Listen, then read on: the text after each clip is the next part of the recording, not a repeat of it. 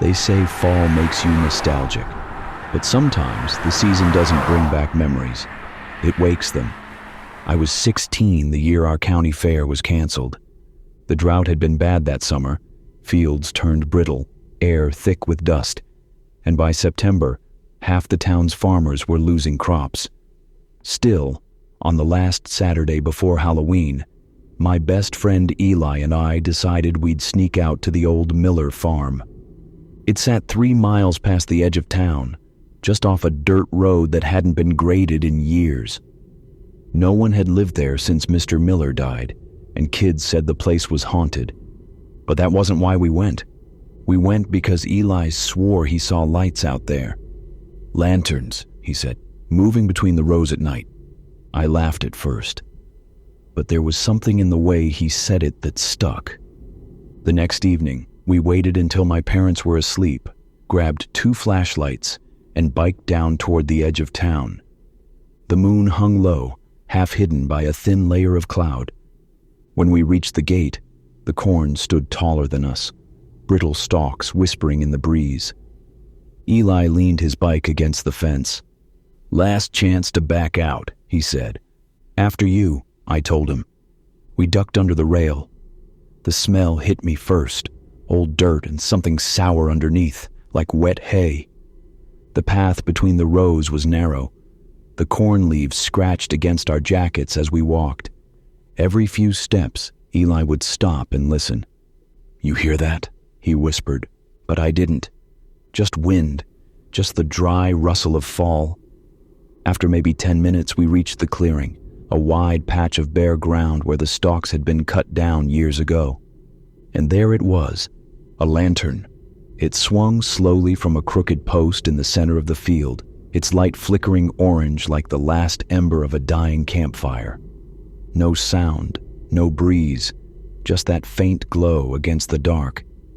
Eli grinned. "Told you." We stepped closer. The dirt under our boots felt uneven, soft in places, like something buried there. The lantern swayed a little harder, as if it had felt us approach. "Probably an old-timer keeping the crows away," I said, though it came out quieter than I meant.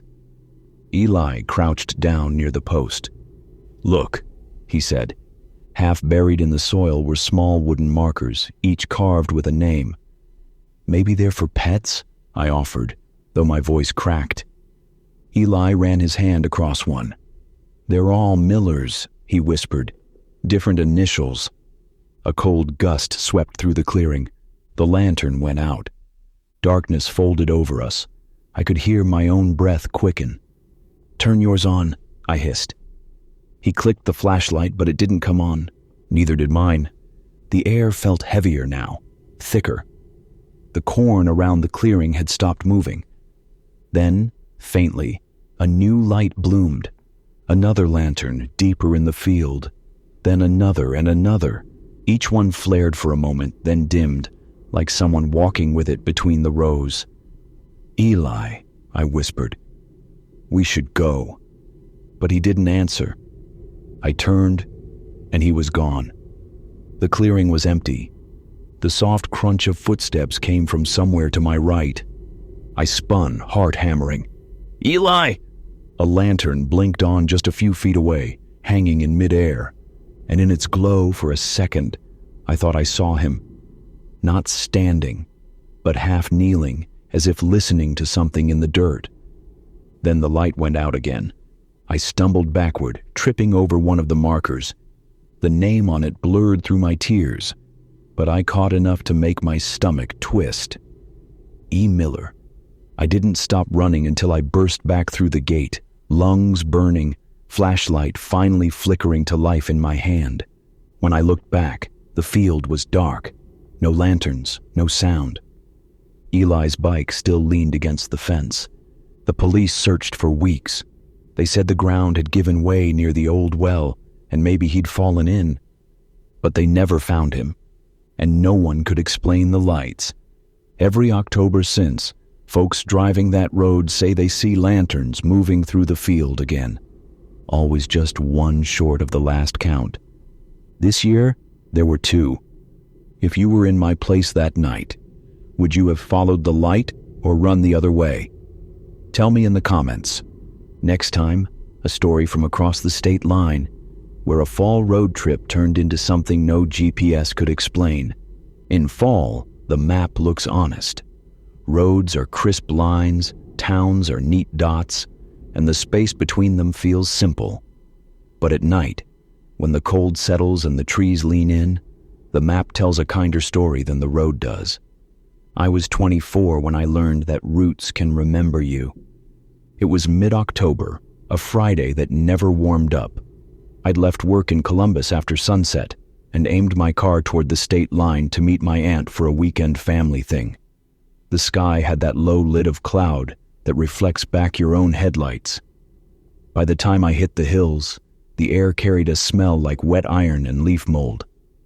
The night pressed close to the glass. Ridgeway Pass was the quickest route, not the safest, people said, but fast if you timed the curves right and didn't mind long stretches with no service. I told myself I didn't mind. The radio ran low and friendly, talking about playoff scores and harvest festivals. Traffic thinned to nothing. It felt like the world had gone home and I'd missed the curfew. 10 miles past the last gas station, my phone chimed. The navigation voice sounded too cheerful for the hour. There's a faster route. Save 8 minutes by taking the next right. I checked the screen. A pale thread of road cut across the main highway, like a pencil line someone forgot to erase. I'd never seen it on the map. The road itself appeared ahead of me, a narrow turnoff with a battered county sign that just read, Old Ridge. The arrow on my phone nudged. I hesitated. Then I signaled and took it. The lane narrowed at once, hemmed in by dark pines. My high beams reached only as far as the next bend. The pavement wasn't terrible, just old, worn smooth in places, ridged in others. It had that hum you feel through your hands. The radio dropped into low static, then came back. When the clock on the dash ticked to 9:13, the static fluttered again and cleared on the same half-second. A small thing. I noticed anyway. I told myself I'd found a local's shortcut. Practical, efficient, no ghosts in that. The first odd thing was the mile marker. It was the old kind white-painted wood with black stencil numbers, 13. The paint looked fresh, but the post leaned. I hadn't seen markers like that since I was a kid. I glanced at the phone. The blue line held steady. Stay on Old Ridge for 8 miles, the voice said. Easy. A curve. Another. I kept a safe speed. Somewhere far above, wind moved through the treetops and came down as a sound like surf through a shell. The clock slid from 9:22 to 9:23, and the radio sighed into static, then cleared again so cleanly it felt like the sound had blinked. Then I saw the second marker. 13. I slowed. Maybe I'd misread the first one. Maybe the numbers had peeled weird. I rolled past it and kept going, telling myself not to tell myself stories. A minute later, the radio dipped and returned at 9:28 exact. Another minute, another small breath of static that arrived like a cough and vanished. I checked the clock. 9:29. My eyes began to expect the flicker before it came. When the third marker appeared, it wore 13 like the others. I pulled to the shoulder. The gravel was powder fine. My tires whispered through it. The trees loomed, and underneath them the dark had a grain to it, almost blue. I put the car in park and stepped out into air that bit my teeth. The night sounded close. Pine, cold metal, a far owl perhaps. I walked back to the post with my phone's light and touched the wood. The paint was new. The ground around the post had been disturbed recently, the soil still kicked and not yet settled. I turned in a slow circle with my little light. On the opposite side of the road, old fence wire ran into brush and disappeared. Beyond it, I thought I saw the shape of a field, low and matted from frost. At the edge of that field stood something tall and thin, a billboard frame without the board. No, not a frame. 3 poles knotted together high above my line of sight. My light didn't reach it. A pale scrap fluttered for a second and went still. I went back to the car. When I closed the door, the sound of it made me jump. I laughed once, just air. The dash clock reached 9:33. The radio blinked and cleared like a fish surfacing. "Continue for 8 miles, the voice said again, exactly as before. "Already doing that," I said, and the sound of my voice made the car feel smaller. I drove.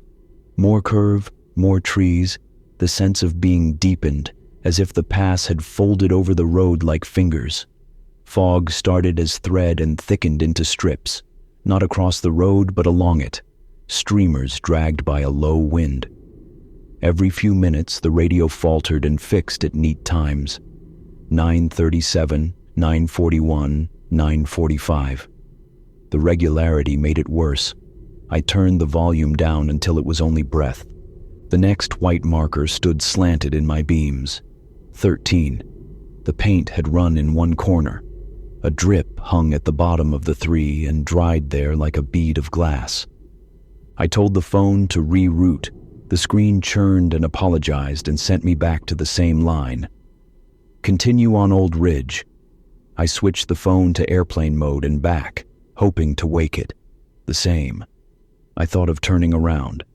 I didn't like imagining reversing through those curving trees and seeing my own lights leap toward me at each bend. I pressed on. When the fog lifted, a building appeared, low, long, with a roof that sloped like a wink. A tiny diner sat in a gravel pull-off, lights warm behind old glass. A neon EAT sign flickered and stayed on. The sudden brightness made my eyes ache. Relief hit so fast I felt foolish for being afraid. I parked and went in. The bell over the door had a sleepy chime. Warm air smelled like coffee and something sweet, maybe pie that had lived a long time under a glass cover. The room was narrow. 5 stools, 3 booths, a counter where the coffee machine breathed. A woman in a gray cardigan stood behind the counter with a towel in her hands. She looked up as if she'd known exactly when the bell would ring. "Evening," she said. Her voice was kind. "Coffee?" "Yes, please," I said. Hearing a person felt like stepping back onto solid ground. She poured. I wrapped both hands around the mug and waited for my heart to notice. "Cold up there tonight?" she asked.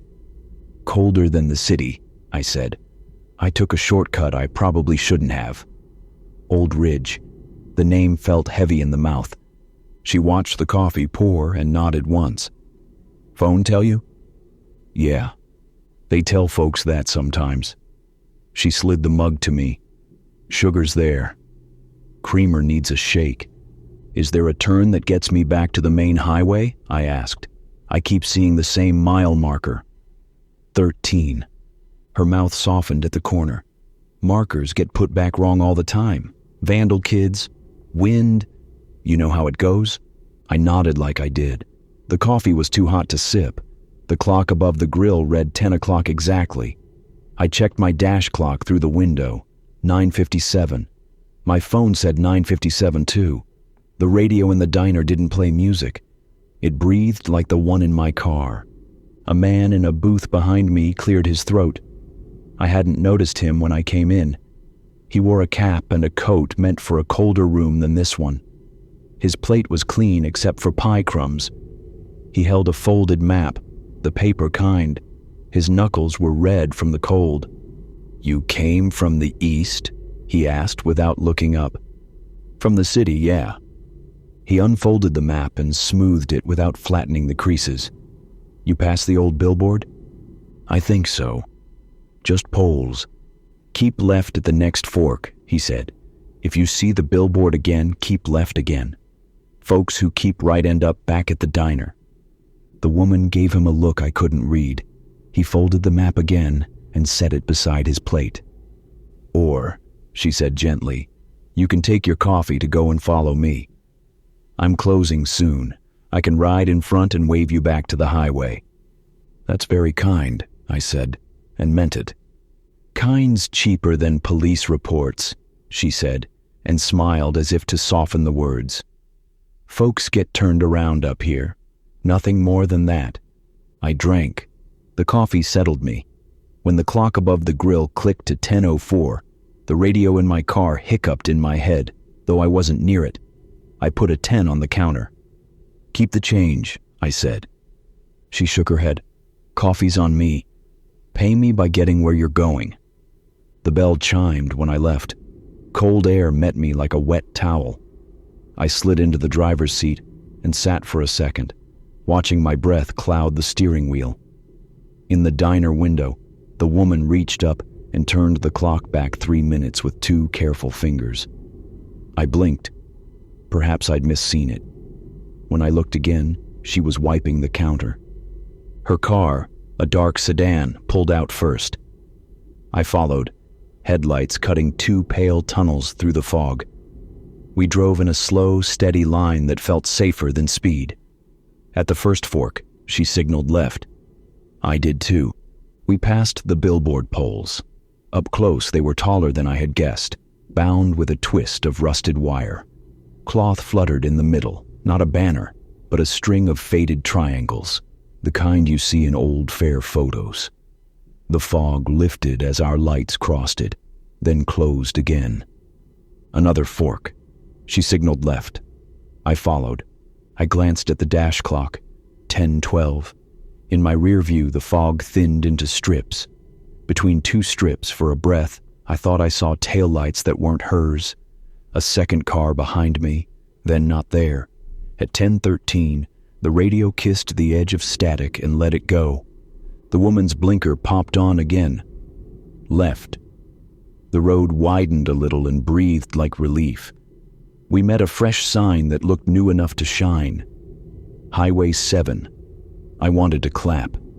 I flashed my brights twice in thanks. Her hand lifted from her window, a calm wave. The highway opened like a lit hallway. I merged and watched the woman's car exit the ramp behind me and glide the other way. My phone found service with a tired chime. The city's radio came back like a familiar room. I drove 15 minutes and told myself to stop checking the mirror.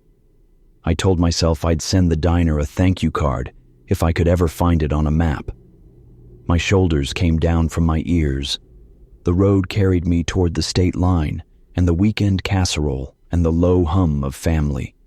Then the next green highway sign flashed by on my right. Exit 13, Old Ridge. I frowned and leaned forward as if distance were a language problem. Maybe there were 2 towns named that. Maybe I was still wound tight and reading wrong. 3 minutes later, the radio sighed into static and came back.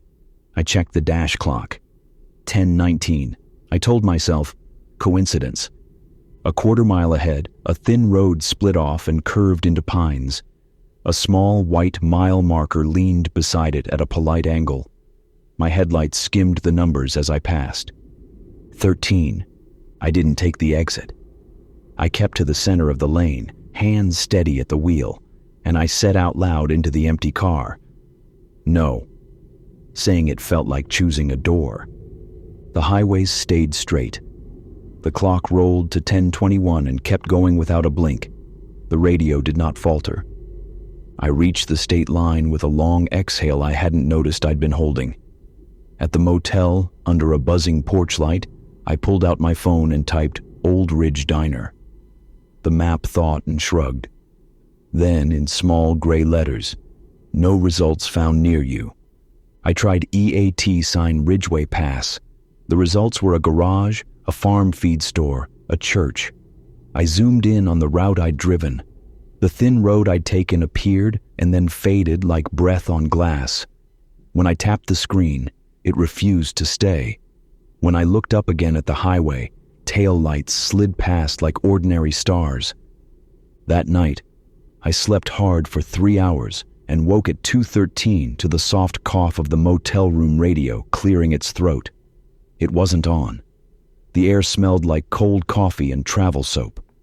For a long minute, I listened to nothing and waited for a second sound that didn't come. In the morning, my aunt poured me a mug and asked how the drive had gone. I told her the highway was quiet. I told her I'd made good time. This was true in the ways that matter. 2 weeks later, a small envelope arrived at my apartment with no return address. Inside was a single sugar packet and a folded paper map with a circle penciled around a blank patch of trees and fields. The circle had a note in neat block letters. If the radio coughs at 13, keep left. The postmark was a small town near the pass. I put the map in my glove box. I carry it still. I don't know why. Maybe roots remember us because we remember them. If you ever find yourself out there in October and your phone suggests saving 8 minutes, you'll know what to do. Next time, we'll leave the road and step into an orchard at closing time, where a child's voice carries farther than the wind. Some stories don't start with screams. They start with laughter and the smell of apples. I grew up near a place called Windmere Orchard, a quiet family-run farm on the outskirts of town. Every October, they set up hay bales, cider stands, and bright orange signs that said, "You pick apples, last call before winter." It was the kind of place that made you forget anything bad could happen in the world. The air always smelled like sugar and smoke. Children laughed from the hayride. Someone strummed a guitar near the barn. I worked there one season, the fall I turned 19. My job was simple: help families load apples into their cars, check receipts, and lock up the side gates after sunset. It wasn't glamorous, but it paid for gas and gave me peace in a way no classroom did. The owner, Mr. Hartley, was in his 60s. Kind eyes, slow walk, always chewing spearmint gum. He treated everyone like family. Every evening before we closed, he'd tell me the same thing.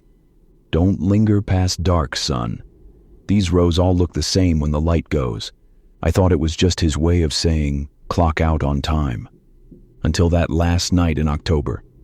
The sun was already a dull coin behind the hills. Wind rustled through the trees, knocking loose a scatter of red leaves that looked like embers floating low.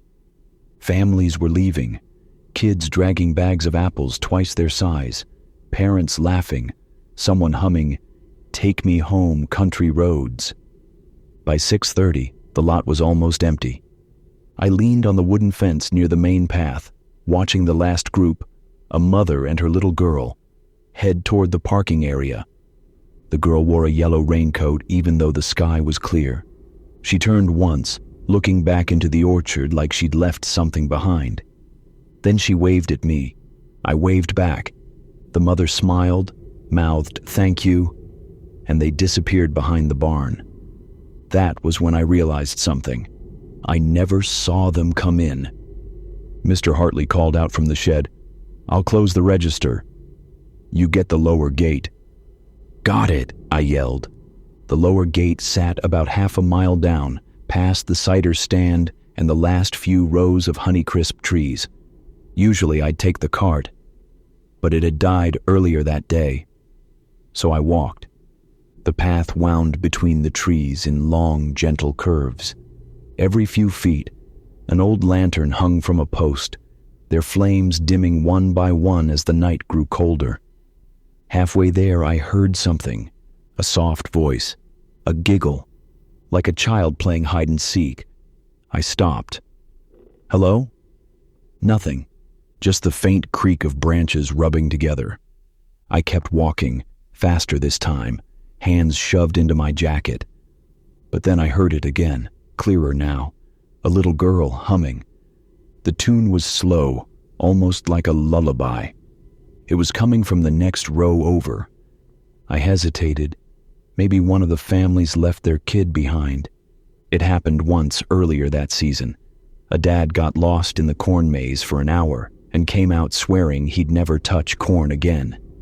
"Hey," I called, voice careful but loud. "We're closed. You need help finding your mom?" The humming stopped. For a moment, all I could hear was the leaves trembling overhead. Then, softly, "She said I can pick just one more." The voice was tiny, far off but clear. "Okay," I said, trying to sound calm. That's fine, but we're closing soon. Can you tell me where you are? No answer. I cut between the rows, stepping over fallen apples that squished under my boots. The air felt colder here, heavier. The smell of cider and sugar faded, replaced by damp earth. My flashlight caught flashes of yellow through the branches. "Hey," I said. "Don't move. I'll come to you." When I stepped into the clearing, I froze. A single basket sat at the base of a tree, empty except for one perfect red apple inside. The yellow coat was hanging from a low branch, sleeves swaying gently in the breeze. No child. The sound of footsteps rustled behind me. I turned, expecting to see Mr. Hartley. It wasn't him. A man stood between the trees, tall, wearing a dark jacket, hands in his pockets. I couldn't see his face, just the pale edge of it under the lantern glow. "Sir," I said, stepping back, "we're closed for the night." He didn't move, didn't speak. For a second, I thought he was a scarecrow, just a trick of the light. But then his head tilted slightly, slow and deliberate. "Do you have a daughter here?" I asked, my voice shaking. He took one step forward. The lantern flickered out. I stumbled backward, tripping over the basket. The apple rolled across the dirt, hitting something soft. A small handprint was pressed into the ground beside it. By the time I looked up, the man was gone. I ran back toward the main path, flashlight trembling in my grip. Mr. Hartley met me halfway, breathing hard. "Where the hell were you?" he barked. "There was a little girl and a man near the lower rows," I stammered. "They're still out there." He grabbed my shoulder, his face pale. "You saw them?" "Yeah, maybe a lost family, but..." "No," he cut me off, voice low now. "They're not lost." He looked toward the dark orchard, eyes distant. "That row used to be where the farmhouse stood, long before I bought this land. Burned down in the 70s. A father and daughter didn't make it out." My skin prickled. "You're saying..." He sighed. "I'm saying every fall, someone sees them. Always at closing, always near that last row." I tried to speak, but the words dried in my throat. Mr. Hartley took off his cap and ran a hand through his hair. "I told myself it was just stories," he said, "but you're the fourth one to see them." We locked up in silence that night. A week later, I came back to help clean up for winter. The trees were bare, the air sharper. When I walked past that last row, I saw something wedged between two roots. The yellow raincoat, dry now, still swaying in the wind, and beneath it, a single apple, polished and bright, as if someone had placed it there that morning. I left it untouched. Now, every fall, when the air starts to smell like cider and smoke, I drive by Windmere Orchard just before sunset, and without fail, I see a small light move between the trees. Not bright enough to be a lantern, not far enough to be a reflection, just a soft glow, like someone holding up an apple to the last bit of sun. Would you have gone into that orchard after dark, or waited until morning? Tell me below. I want to know how brave you really are. Next time, we move from the fields to the suburbs, where a simple babysitting job on a quiet October night becomes something no training can prepare you for. Some stories don't start with screams. They start with laughter and the smell of apples. I grew up near a place called Windmere Orchard, a quiet family-run farm on the outskirts of town. Every October, they set up hay bales, cider stands, and bright orange signs that said, "You pick apples, last call before winter." It was the kind of place that made you forget anything bad could happen in the world. The air always smelled like sugar and smoke. Children laughed from the hayride. Someone strummed a guitar near the barn. I worked there one season, the fall I turned 19. My job was simple: help families load apples into their cars, check receipts, and lock up the side gates after sunset. It wasn't glamorous, but it paid for gas and gave me peace in a way no classroom did. The owner, Mr. Hartley, was in his 60s. Kind eyes, slow walk, always chewing spearmint gum. He treated everyone like family. Every evening before we closed, he'd tell me the same thing. "Don't linger past dark, son. These rows all look the same when the light goes." I thought it was just his way of saying, clock out on time. Until that last night in October. The sun was already a dull coin behind the hills. Wind rustled through the trees, knocking loose a scatter of red leaves that looked like embers floating low. Families were leaving, kids dragging bags of apples twice their size, parents laughing, someone humming, "Take me home, country roads." By 6:30, the lot was almost empty. I leaned on the wooden fence near the main path, watching the last group, a mother and her little girl, head toward the parking area. The girl wore a yellow raincoat even though the sky was clear. She turned once, looking back into the orchard like she'd left something behind. Then she waved at me. I waved back. The mother smiled, mouthed "thank you," and they disappeared behind the barn. That was when I realized something. I never saw them come in. Mr. Hartley called out from the shed, "I'll close the register. You get the lower gate." "Got it," I yelled. The lower gate sat about half a mile down, past the cider stand and the last few rows of Honeycrisp trees. Usually I'd take the cart, but it had died earlier that day. So I walked. The path wound between the trees in long, gentle curves. Every few feet, an old lantern hung from a post, their flames dimming one by one as the night grew colder. Halfway there, I heard something, a soft voice, a giggle, like a child playing hide and seek. I stopped. "Hello?" Nothing, just the faint creak of branches rubbing together. I kept walking, faster this time, hands shoved into my jacket. But then I heard it again, clearer now, a little girl humming. The tune was slow, almost like a lullaby. It was coming from the next row over. I hesitated. Maybe one of the families left their kid behind. It happened once earlier that season. A dad got lost in the corn maze for an hour and came out swearing he'd never touch corn again. "Hey," I called, voice careful but loud. "We're closed. You need help finding your mom?" The humming stopped. For a moment, all I could hear was the leaves trembling overhead. Then, softly, "She said I can pick just one more." The voice was tiny, far off but clear. "Okay," I said, trying to sound calm.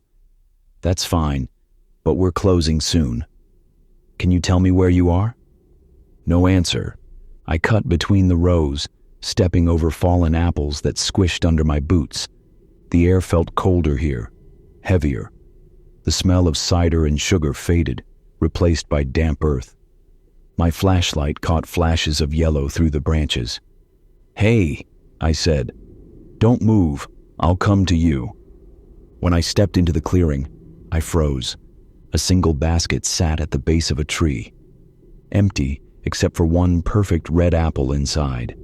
The yellow coat was hanging from a low branch, sleeves swaying gently in the breeze. No child. The sound of footsteps rustled behind me. I turned, expecting to see Mr. Hartley. It wasn't him.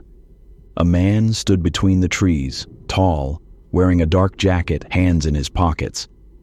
I couldn't see his face, just the pale edge of it under the lantern glow. "Sir," I said, stepping back, "we're closed for the night." He didn't move, didn't speak. For a second, I thought he was a scarecrow, just a trick of the light. But then his head tilted slightly, slow and deliberate. "Do you have a daughter here?" I asked, my voice shaking. He took one step forward. The lantern flickered out.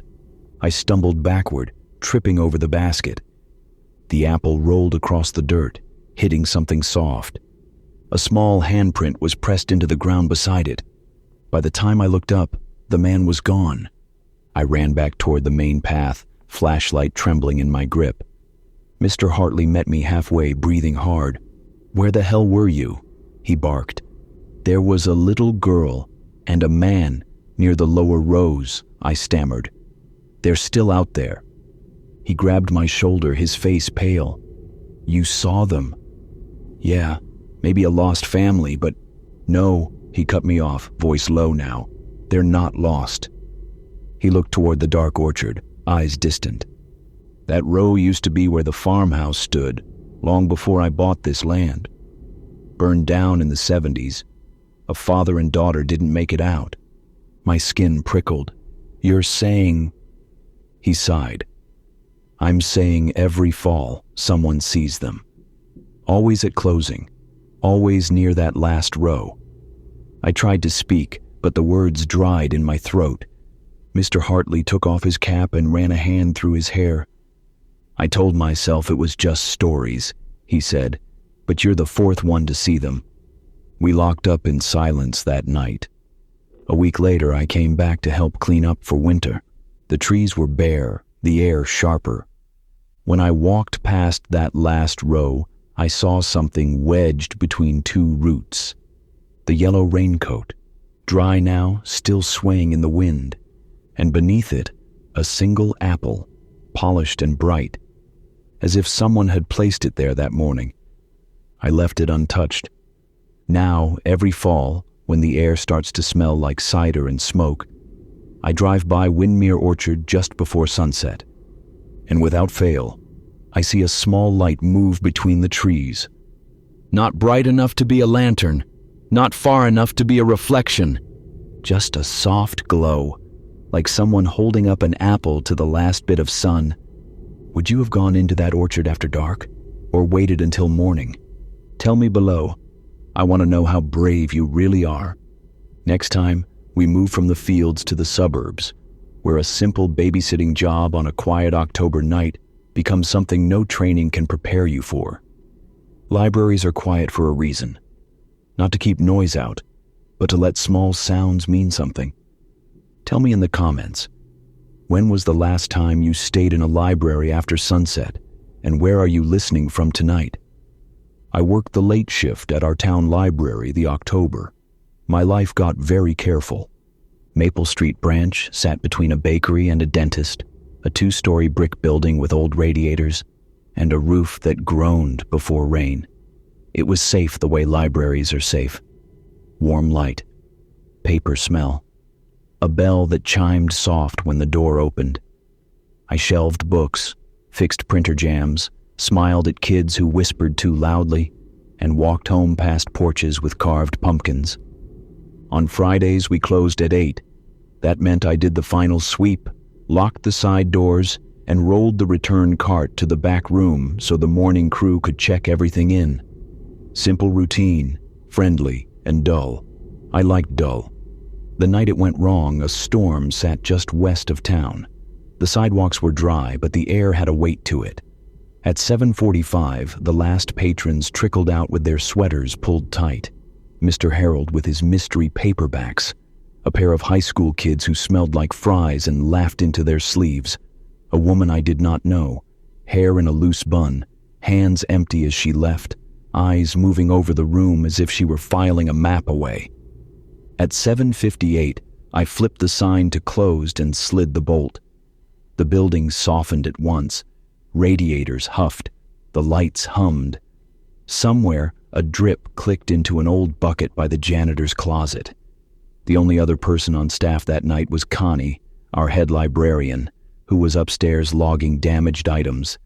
She had a way of making the whole place feel cared for, just by existing in it. I pushed the empty return cart to the front doors. That cart always felt like a promise. In a minute, I told myself, it would be heavy with books that had been out in the world and wanted back in. At 8:02, the book drop clanged once, a heavy hardback.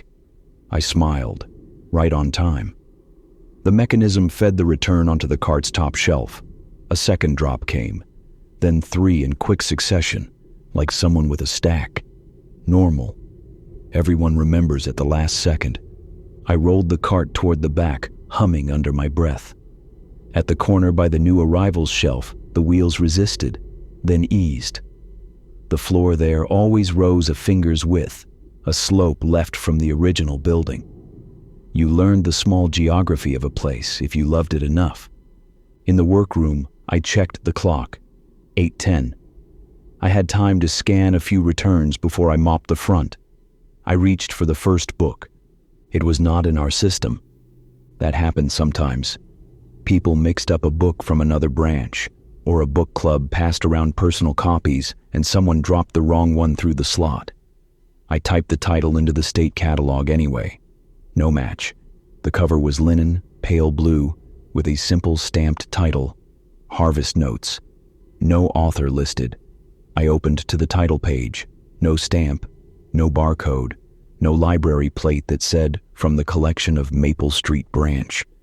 Just neat black letters and a date, 1979. I set it aside to ask Connie. The second book was ours, a gardening manual with a cracked spine. Beep, accepted, reshelve in 635.9. The third was a children's book with a flap torn clean in the middle. Beep, route to repairs. The fourth was linen, pale blue, same size as the first, same title stamped in the same careful type. I frowned. Two of the same unknown book in 1 minute would be an odd coincidence for a library our size. I opened this copy too. Same date, 1979. Inside the back cover, in pencil, a line. Row between the two maples, second rut. The workroom felt colder for a second. A draft slipped under the door, or I noticed it for the first time. I checked the slot camera feed on the wall monitor. The hallway outside the drop was empty.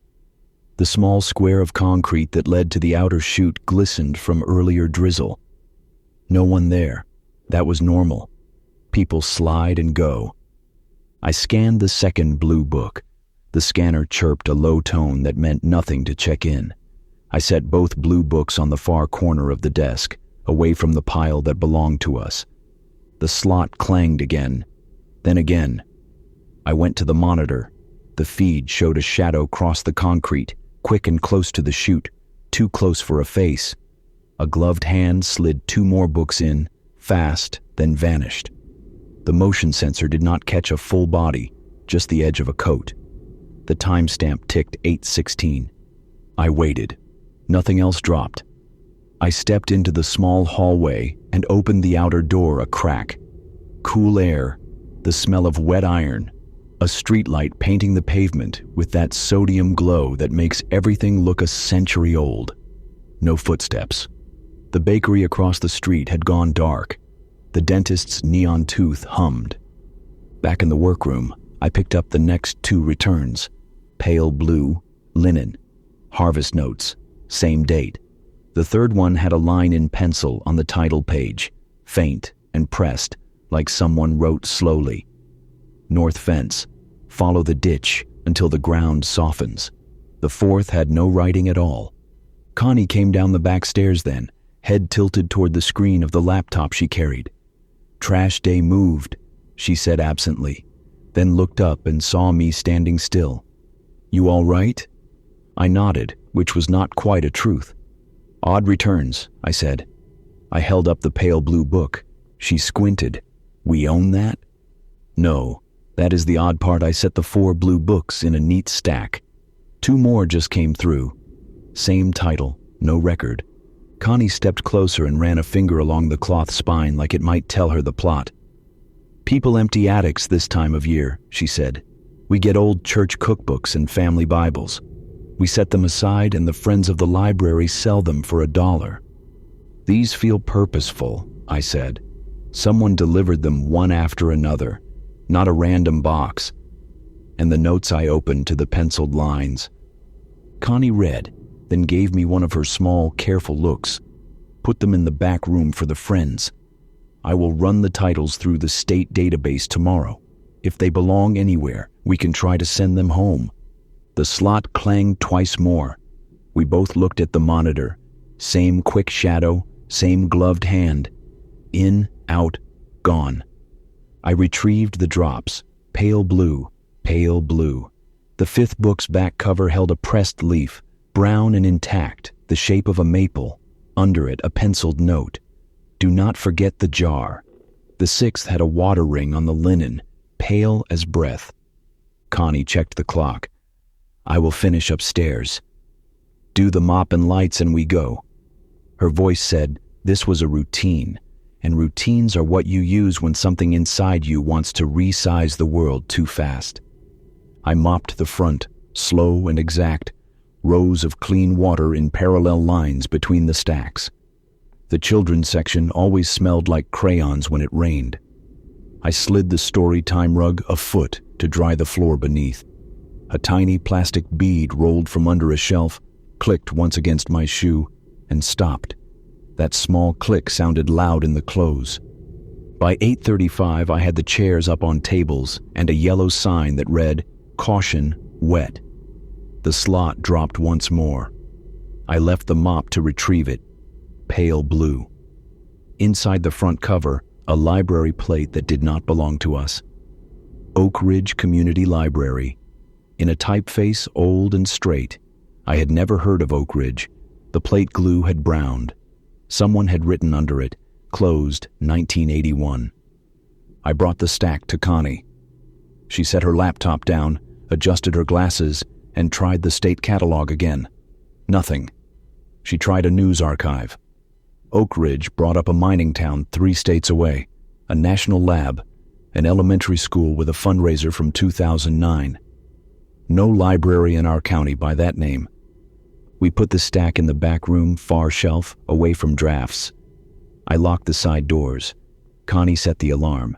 The building exhaled. At the front doors, as I reached to cut the lights, a woman stood outside the glass.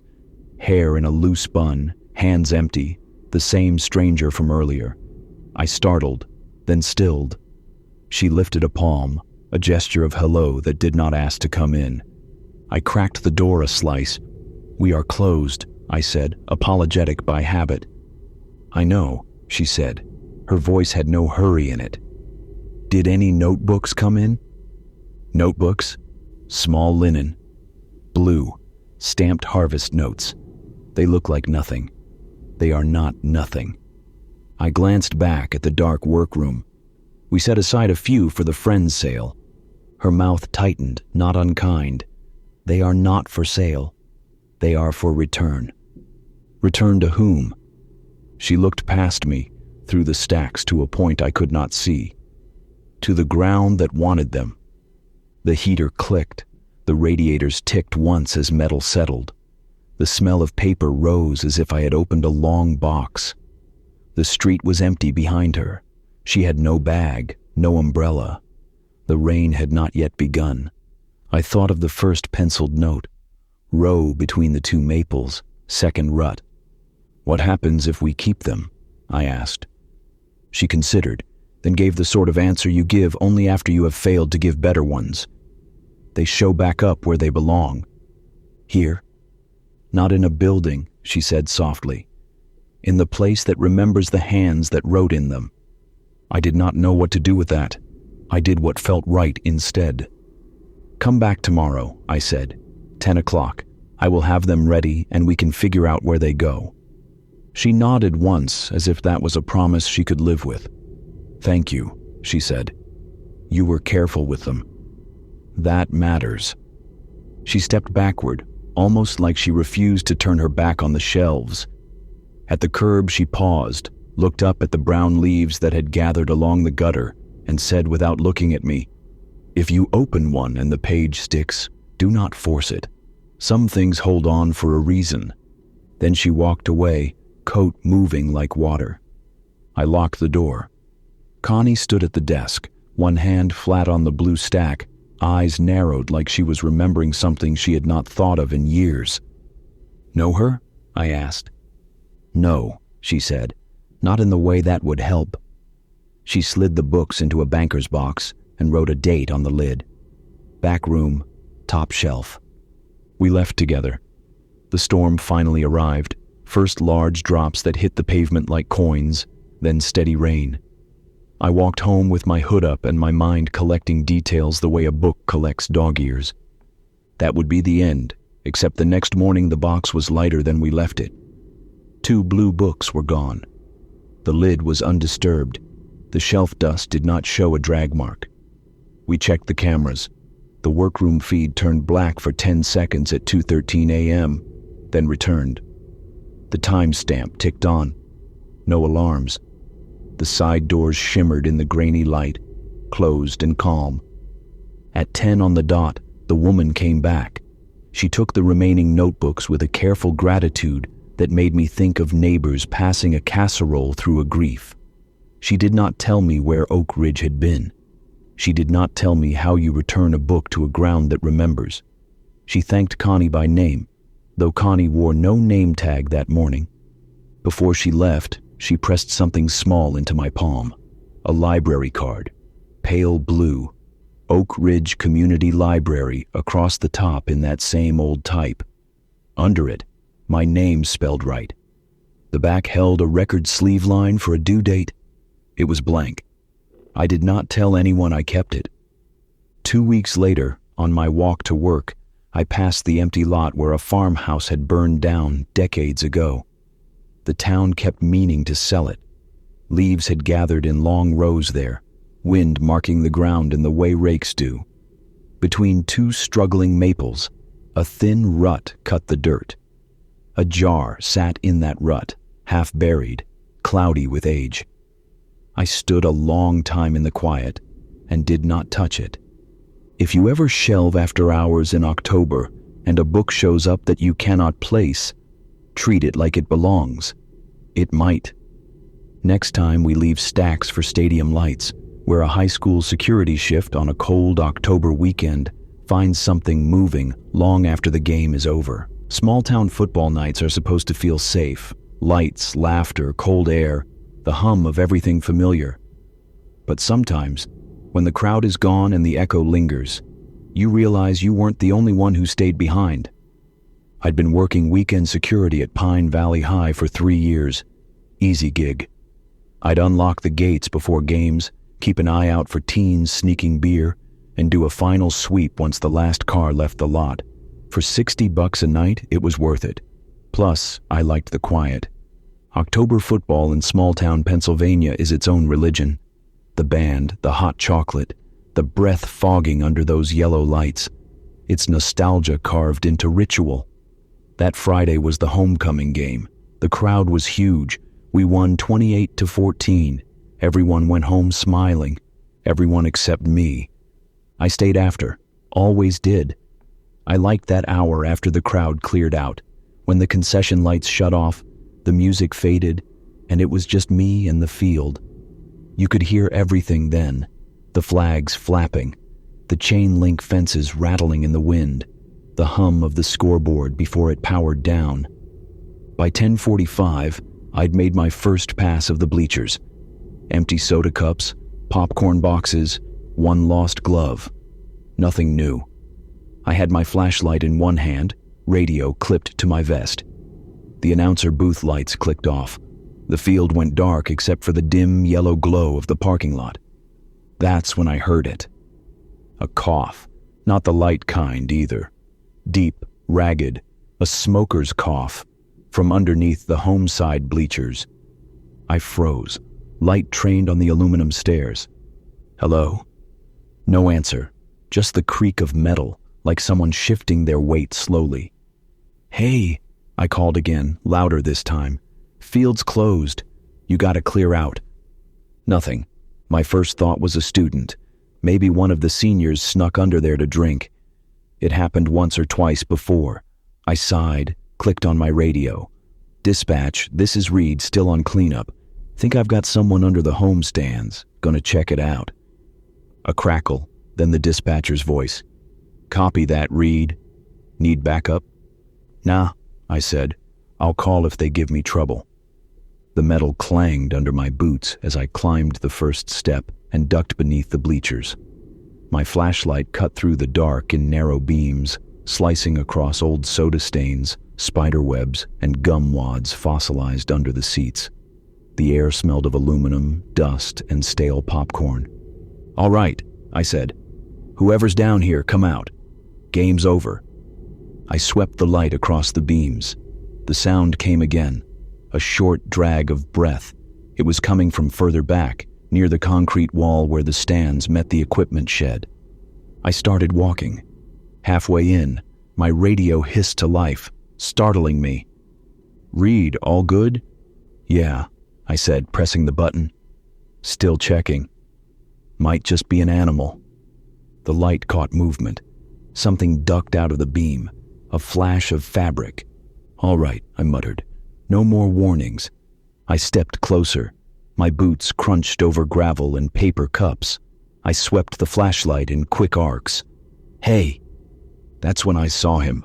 A man crouched between the steel beams, his head low, face half hidden by shadow, clothes hanging loose, soaked dark like he'd been out in the rain, except it hadn't rained in days. "Sir," I said, voice firmer than I felt, "you can't be here." He didn't answer, didn't move, just stared at the ground between his knees. I took one step closer. "You okay? You hurt?" He lifted his head slowly. His eyes caught the light for just a second, pale, glassy, unfocused. He blinked, and I swear I heard him whisper something, but the sound was so faint it could have been the wind scraping through the metal. "Sir?" Then he stood. Too fast. His knees cracked against the beams. He turned away from me and started moving deeper under the stands, toward the concrete wall that had no exit. "Hey!" I yelled, following. "You can't go that way." He didn't stop. I broke into a jog, flashlight bouncing wildly off the girders. "Sir," I said, "stop." He reached the wall, and for a second, I thought he was about to slam straight into it. But he didn't. He just crouched down and disappeared. One blink he was there, the next he wasn't. I stopped dead in my tracks. My light hit nothing but the wall, cracked concrete, graffiti scrawled in fading Sharpie, and a patch of black just big enough for a crawl space I'd never noticed before. It wasn't supposed to be there. I crouched, shining the light inside. Empty. Dirt, cobwebs, and a narrow tunnel maybe 2 feet high. It went back further than my light could reach.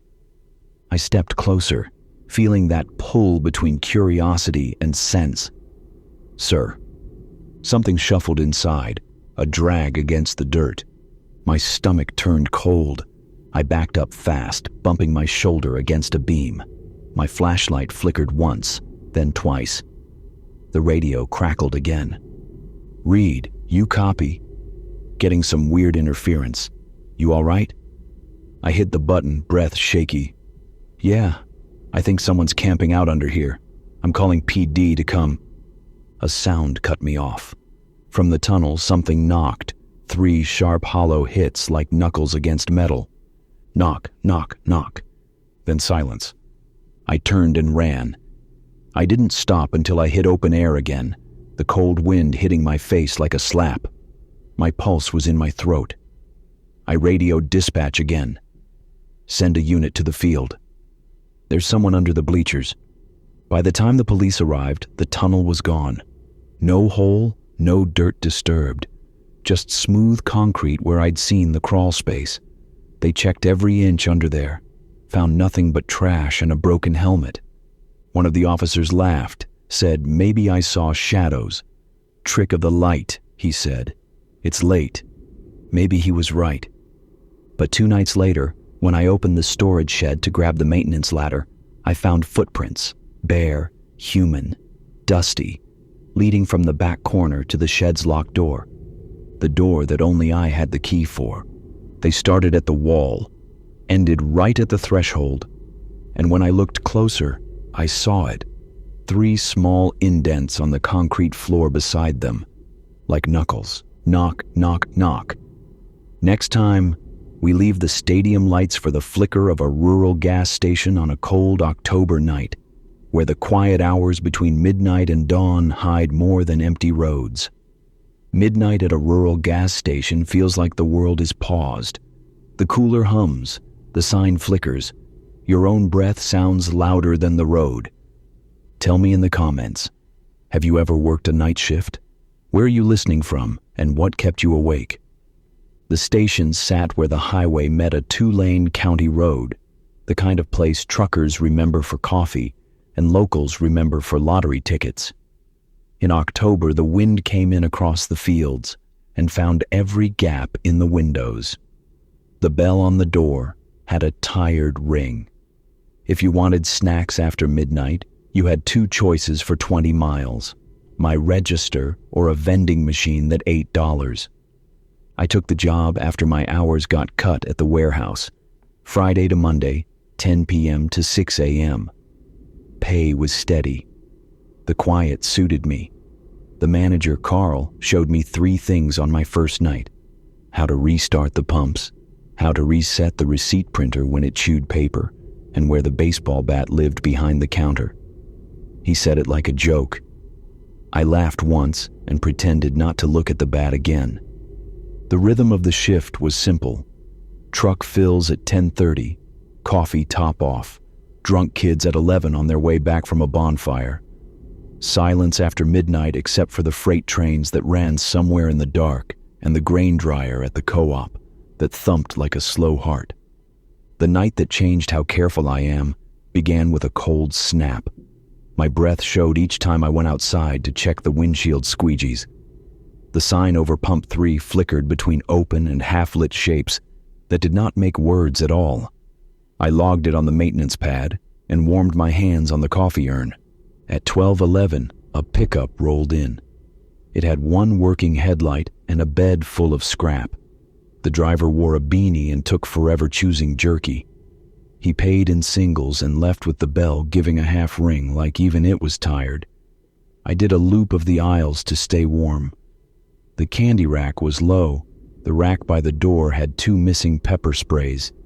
I noted it and checked the blind spots with a glance. Habit, not fear.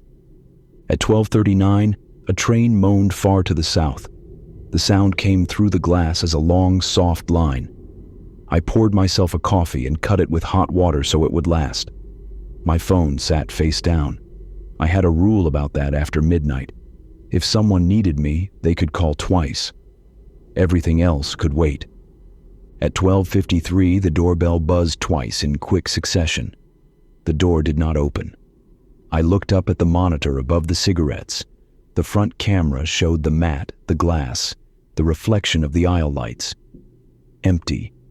The side camera showed the ice freezer, the propane cage, the shadow of the roofline. A moth crossed the lens and was gone. I tapped the bell's housing with a knuckle. Sometimes the reed stuck. The old metal gave a little click and settled. At 1:04, a woman came in with a cardboard box. She wore a denim jacket and moved like she had a time limit. She set the box on the counter and pushed it toward me. It held a few canned goods, a 6-pack of water, a book with a cracked spine, and a baby monitor. She pointed at the cheapest phone cards and asked for one. Her fingers shook when she keyed in the PIN. She never looked at the window. When I handed the receipt across the counter, our hands touched. Cold skin, eyes that did not quite meet mine. "You all right?" I asked. "Just passing through," she said. It sounded like she was telling the truth, and also not telling all of it. She left with the box. The monitor in the office showed her crossing the lot to a blue sedan with a child seat. She put the box in the passenger side, got in, clicked her belt, then just sat with both hands on the wheel, lights off, not moving. The sedan idled for a very long minute, then rolled past the pumps and out to the highway. The bell of the door, back in the present, gave a late, soft chime like it was catching up. At 1:17, the bell buzzed again. Not a ring. A flat, short sound, like metal touched metal. I looked down the glass and saw no one. I reached for the baseball bat without touching it and told myself to stop noticing small things. At 1:29, the county deputy on nights pulled in for coffee and a donut he always pretended not to want. His name was Lopez. He had the patient look of a man who had heard every story twice.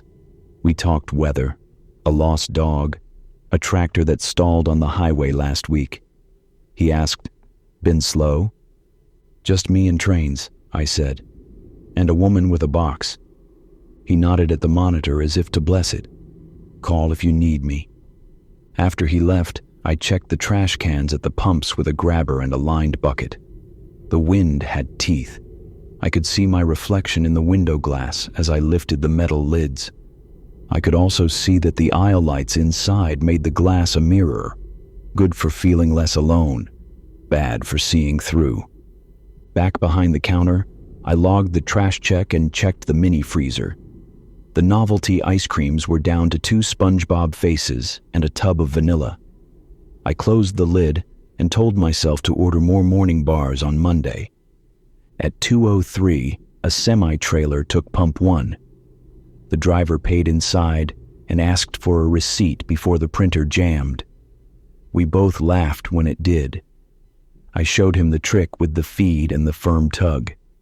He left with a nod and a "stay safe." At 2:13, the cooler fans hiccuped. Not a full stop, a half beat. The room held its breath and let it go. 2 of the fluorescent tubes by the coffee stand flickered and steadied. I looked up because some part of my brain had learned to look up at that time. I do not know when that part of my brain moved in. A minute later, the bell buzzed for the 3rd time. Short, flat. Everyone who works nights learns the list. Loose reed, cold metal, wind pressure when the door swells, or a hand that does not want to commit to a push. I turned the deadbolt from habit. It had no effect on the bell. People come in at all hours, but there is a difference between a person and a feeling that wants to see if you will open. I waited. The pump stood empty. A cornfield stretched black behind the propane cage. The grain dryer over the hill ticked and thumped like a steady machine that never sleeps. At 2:28, a car coasted in with its lights off. It rolled to pump 4 and settled. No one got out. I watched the monitor. The car was a dark red SUV with a dented rear bumper and a paper temporary plate in the window. The plate was so weathered I could not read the date. The SUV idled. The pump did not kick on, lights still off. I picked up the microphone for the pump intercom. "Evening, hit the screen when you're ready." My voice sounded steady in the speaker. The car idled, nothing else changed. I cupped one hand to the glass and looked across the lot. The windshield was too dark to see inside. The passenger window had a long smear, like a handprint that had dried and collected dust. The idle shook the chassis. The tailpipe fogged the lot with small puffs. Automobiles are simple when they breathe like that. People are not. I put the mic down and lifted the phone for the landline by habit, not panic. The line was live. I did not call anyone. I kept it between my ear and shoulder and waited.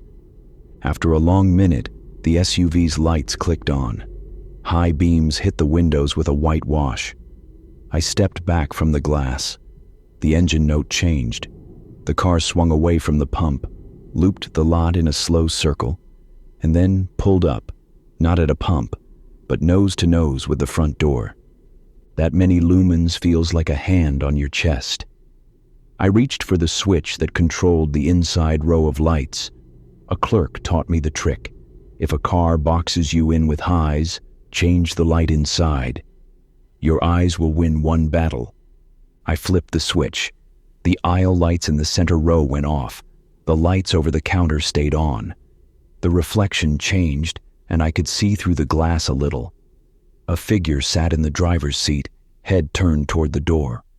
No movement, no window down, no obvious sign of a person about to step out and buy gum.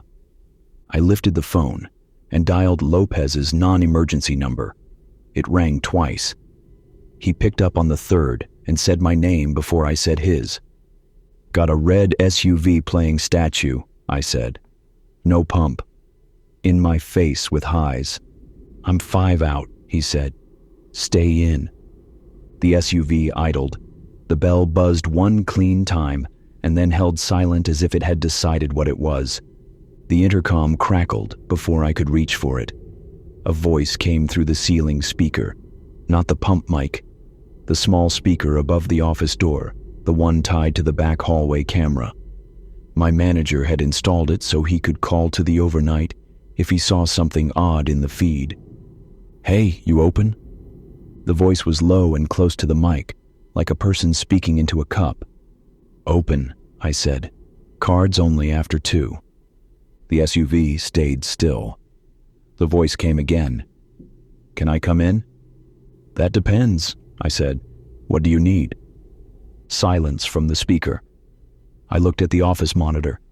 The back hallway camera showed the locked steel door that opened to the dumpster enclosure. Nobody stood there. The microphone icon in the corner of the feed flicked once and went dark. The SUV shut off. The lights went out. For a second, I saw my own face reflected where the driver should be. The door on the driver's side did not move. The car sat quiet. The lot sat quiet with it. I stood very still and listened. Air in the ducts, the cooler fans, my own breath. On the right-hand monitor, the side camera caught a thin slice of the propane cage. 2 of the padlocks were flipped the wrong way, not unlocked, turned so that the shackle sat on the outside. Lopez pulled in behind the SUV with his bar lights off. He stepped out, palm up at me in a hello that said, "Stay calm." He approached the driver's window and tapped. No answer. He tapped again. He tried the door. It was locked. He looked at me. I shrugged. He walked around the front. He looked through the windshield and gave me a small head shake, then an index finger pointing down at the lot. Empty. No one inside. He called the plate to dispatch.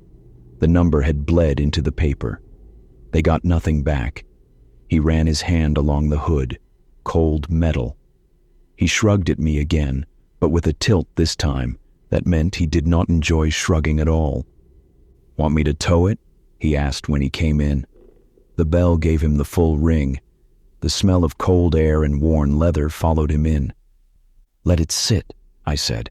"I can live with cars. People worry me." He smiled at that without humor and bought the donut he always pretended he did not want. He ate the first bite standing there, then stepped back out. He did a slow circle of the lot and the south side where the dark felt thicker. He knocked a knuckle against the propane cage. The metal answered like a hollow drum. He tilted one lock back the right way and looked at the second. He turned that one straight too. He paused at the ice freezer and checked the handle. He looked toward the cornfield and then back at me like he was listening for something I could not hear. We stood like that a long moment. 2 people in yellow light, a field, a lone car, a bell that had decided to rest. He touched the brim of his cap and left. At 3:02, a freight rolled to the north. The sound covered everything for a while and then gave it back. The SUV sat there like a bad thought that would not move out. I made myself finish the nightly tasks, restock cups, count bills, wipe the counter, small work to hold the mind still. At 3:41, the door on the SUV opened and shut. No footsteps followed. I saw the motion. I did not see a person. The front camera caught a brief smear at knee height that could have been a coat hem or a shadow. The bell did not ring. I set my hand on the bat. I did not pick it up. At 4:06, the baby monitor on the shelf behind me gave a single burst of static. I had forgotten the woman had bought one until that moment. I turned toward it. The little screen was dark. The speaker whispered with a sound like breath near a mic and fell quiet. At 4:20, a pickup pulled in. A farmer from up on County Road 9 stepped out for coffee. He glanced at the SUV and said, "That yours?" I told him no. He poured his cup and held it near his face and said, "Mostly to it. Saw a red one like that outside the co-op last week, running with lights off. Thought it was kids till I saw the inside go dark when I walked past." "What do you mean?" I asked. "The inside," he said. "Not the lights. The inside. Like somebody turned the car off from the middle." He paid with folded ones and left. I watched his taillights disappear and thought about what a sentence like that means in a small county in late October. It can mean nothing. It can also mean change the way you lock your door. At first light, the SUV was gone. No engine sound, no tire marks fresh enough to point. Just an empty stall and a small smear on the glass where a hand had once been. I walked the lot with the grabber and the bucket. Under the propane cage, I found 3 stones arranged in a line, each one touched with red paint on a single corner, as if someone had rubbed a brush there and stopped. Under the front door mat, I found a strip of cloth, thin and damp, tied in a knot. It smelled like cold iron. I put the stones and the cloth in the bucket and felt silly for doing it that way, like I had collected something wild.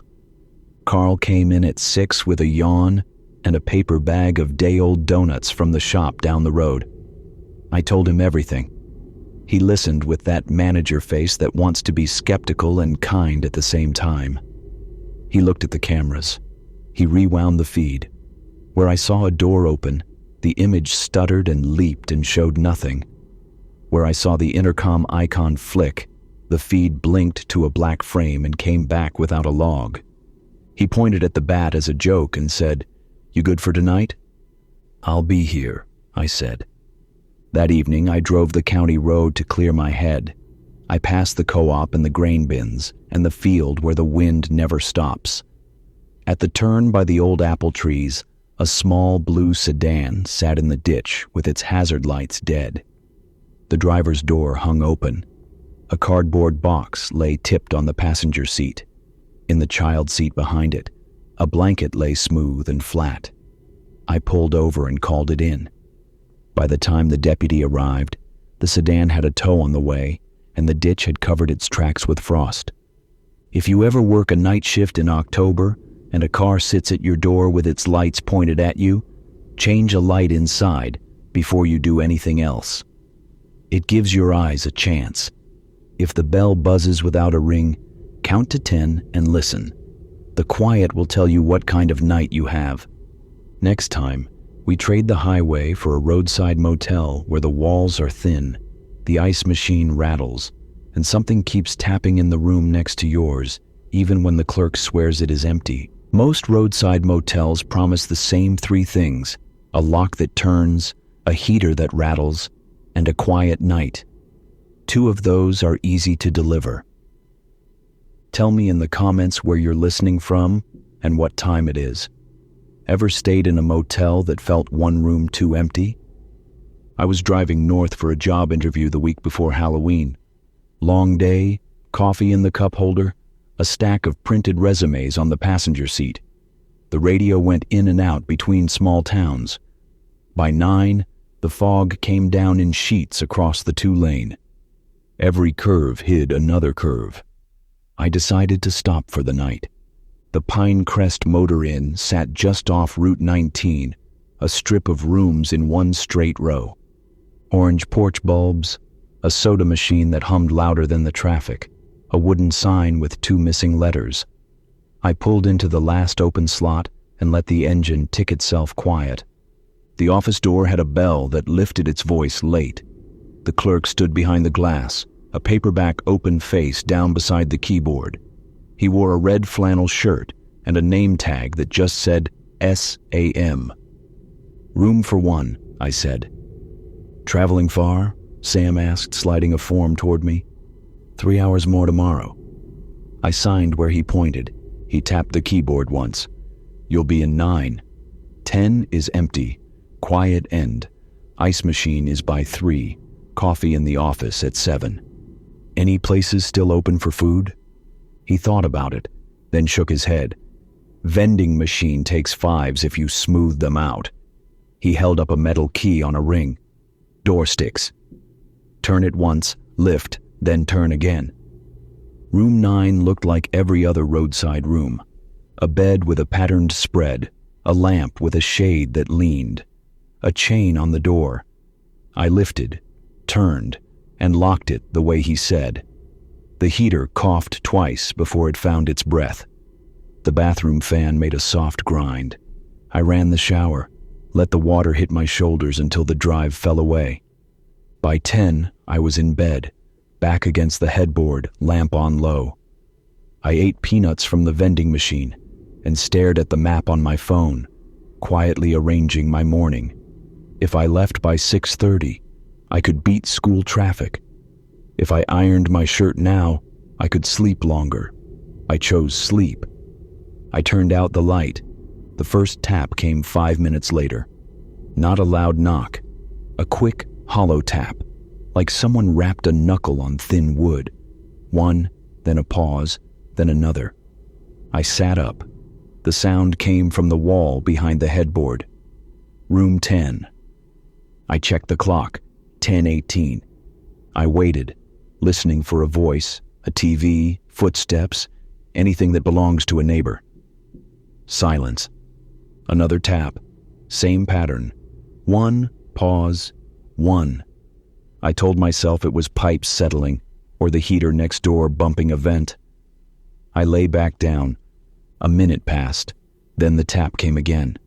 This time closer to the corner, low to the floor.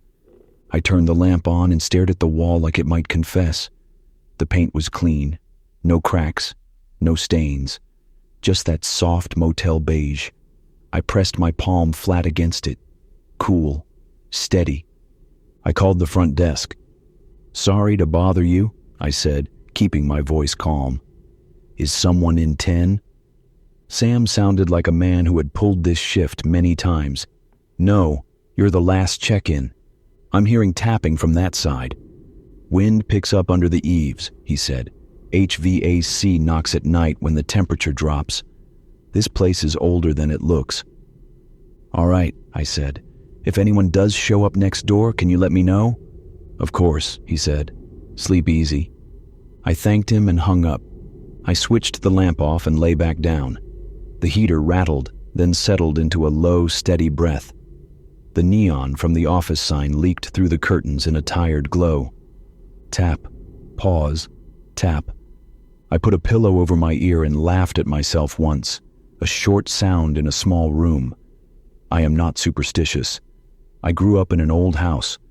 I know the language of pipes and vent covers and the strange ways buildings answer the weather. This was that. It had to be. I drifted, then woke to the sound again. Not at the headboard now, near the bathroom wall. Tap, tap. A longer pause. Tap.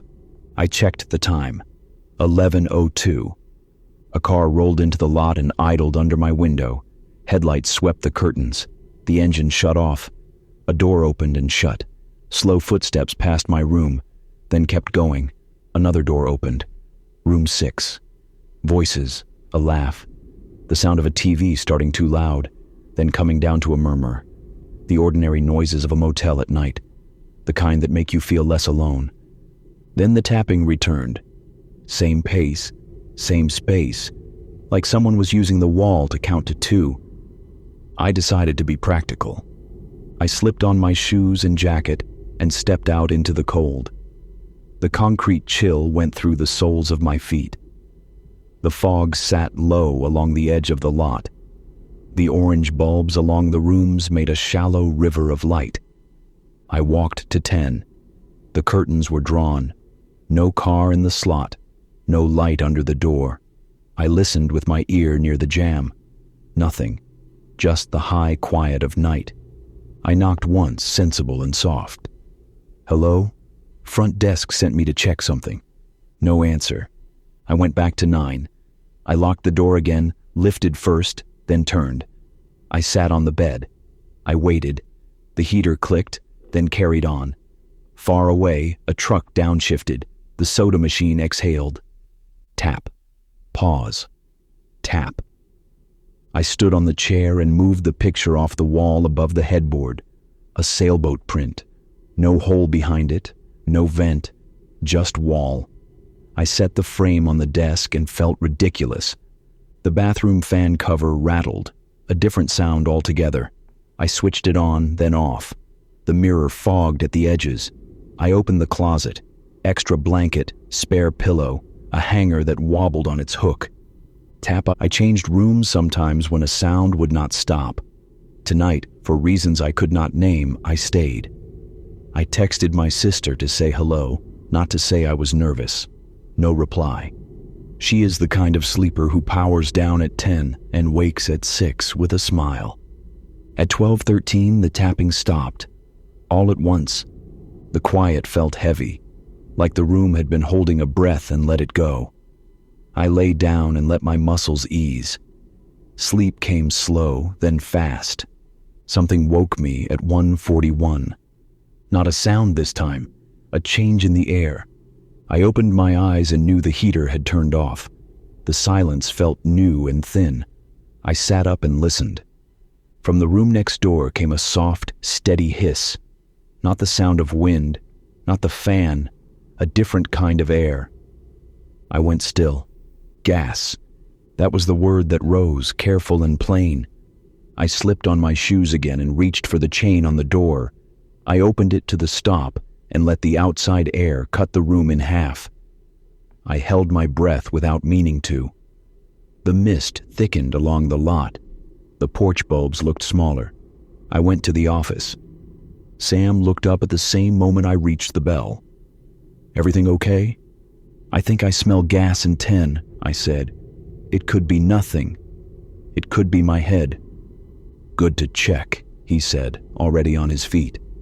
He reached under the counter for a flashlight and a ring with a longer key. He grabbed a small red can marked leak spray.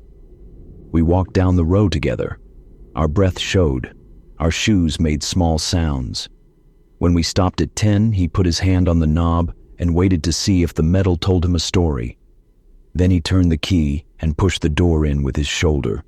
The air inside was colder than the hall. No lights on, no suitcase, no smell of soap. The window near the bed was cracked open an inch, the latch still set. The heater stood quiet. The bathroom light was off. The sink faucet had a slow drip, a bead of water already formed at the lip. The smell was faint, not strong enough to ring alarms, just present enough to say be prudent. Sam sprayed the lines behind the heater. No bubbles. He knelt and checked the couplers for the mini fridge. Nothing. He went to the bathroom and ran water for a minute, then shut it off and listened. He stood in the center of the room and turned in a slow circle, like he was letting the space speak. "Old seals," he said. "Weather changes, they talk." He set a small wedge under the window to keep it open the inch, then locked the door behind us. "I'll keep it open to air out," he said. "We should be fine." I nodded, then asked the question that had saddened me for an hour. "Does anyone complain about tapping in here?" "In 9? He smiled without humor. "Fall does that to these walls. Moisture and heat work on the studs. You lie still and wait, and the building makes you an audience." He paused. "If it bothers you, I can move you to 4. That one has the quietest heater we own." I looked at 9, then at the far end, where the lot cut to dark. I looked at Sam, a man who had learned to be calm where strangers wake. "I'll stay," I said. "Thank you for checking." "Call if anything changes," he said. Back in 9, I left the door chain on and kept the latch set. I sat up for a while and listened to the heater find its rhythm again. The tapping did not return. My body remembered the outline of sleep and went back to it. Morning came in one rush. Car doors, coffee smell from the office, tires on wet pavement. I dressed, packed, and carried my bag up to the counter. Sam was there, pouring cups for 2 men in work jackets. "How'd you sleep?" he asked. "Fine," I said, which was mostly true. "Thank you for looking at 10. He nodded. "Maintenance is coming to check the lines. Better to be safe." I paid and turned to leave, then stopped. "One more thing," I said. "Do you ever hear the knocking yourself?" He looked past me at the row of rooms, then back. "Sometimes in October," he said. "It lines up with the first week the heat runs steady. Between 10 and 1, it says its piece." He held up 2 fingers, a little half smile at his own joke. "Usually twice." That tug of doubt in my chest loosened. I smiled back. "Twice," I said. On my way to the car, I glanced at 10. The curtains were open now. The bed looked like a catalog page. The window still held that inch of open air. The wedge was gone, but the gap held. I could smell coffee and wet leaves. My shirt needed a quick iron. My interview was in 3 hours with good roads. I tossed my bag in the seat and found the printed resumes a little bent at the corners. I smoothed them out, slow and patient. Out of habit, I checked the wall in my own room one last time, palm flat a few inches from the paint. It felt silly and also like good luck. I pulled onto Route 19. In the mirror, the motel looked small and safe, a simple strip of doors under a line of trees. A truck passed and lifted a scatter of leaves into the air. They turned once, then fell. That should be the end. 2 days later, the interview done and the long drive home behind me, I found a card in my pocket that I did not remember putting there. The motel's little business card, cream with green letters. Pinecrest Motor Inn, Route 19. Someone had written on the back in neat block print. If you hear 2 taps in a new place, check the seals first. If you hear 3, call for help. I do not know who wrote it. I keep it in my wallet anyway. Next time, we leave the highway for a river town where the last freight of the night takes the long bridge at 2:13, and someone waits at the far end for a train that never stops. Bridges keep their own kind of time.